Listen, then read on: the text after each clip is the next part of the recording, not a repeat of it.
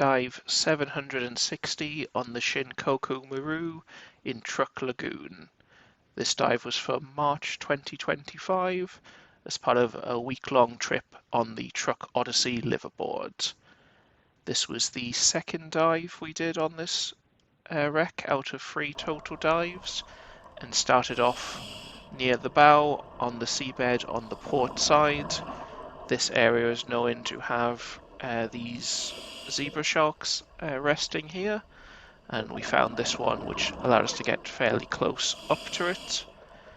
Zebra sharks, like nurse sharks, are a species of shark that don't need to constantly be moving, and you can see its gills opening and closing there as it can pump air through itself to breathe without actually moving around.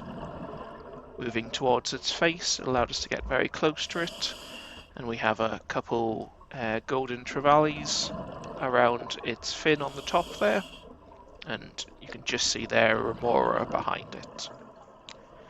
Moving to the shipwreck itself, we swam along the seabed here, heading towards the bow. There's a triggerfish there, but it's a bit too far away to fully ID. And we pass the heavily encrusted anchor chain coming off the wreck.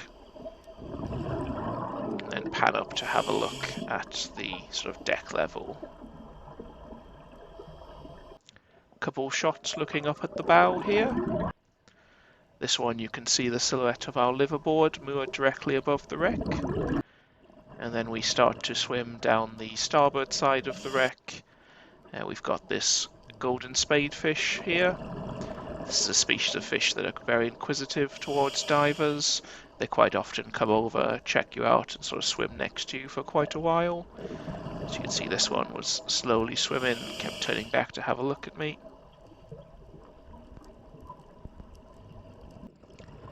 And sort of in the centre of shot here, there's an orange line triggerfish, which disappears into the hard coral. And then here we are approaching the deck level, swimming over the hard and soft coral growth.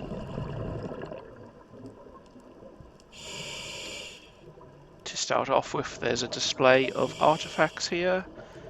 What looks to be a spigot, some bottles and some bowls. And this area of the wreck is swept by current, so there's quite a lot of soft coral growth. All these damselfish swimming around here. Here we have a heavily encrusted porthole and a large anemone here with some pink anemonefish and Threespotted damselfish swimming around. Working our way to the now very collapsed bridge of the wreck. Heading sort of under this overhang here, we can see the compass binnacle.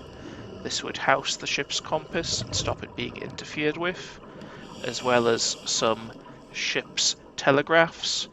This allowed the captain to give orders down to the engine room, such as full speed ahead and reverse. There's a couple of these telegraphs around here.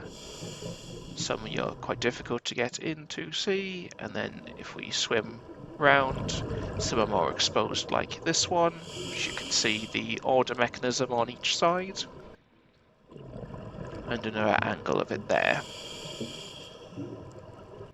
We've also got a medicine kit which was recovered from inside the wreck and is now being placed on the deck for divers to see, which looks fairly complete, as well as a heavily encrusted lamp there.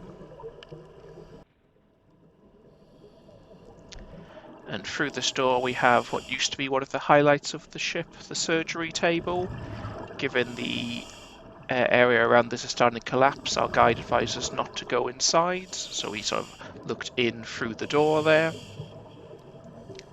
Back to the top of the bridge, we've got a large anemone here.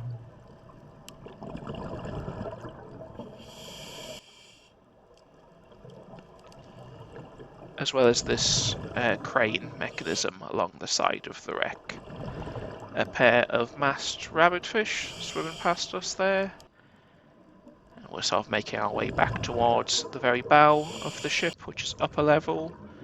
Lots of soft coral growth here. And there's our guide Hunter showing us one of the ship's lanterns, which has red light in it and produces a red signal when you shine a light through. Finally, we ended the dive on the bow gun, and the sort of aim and telescope is still visible here. Here it is in macro with the area you look through, and you can still see some of the markings and etchings on the top there.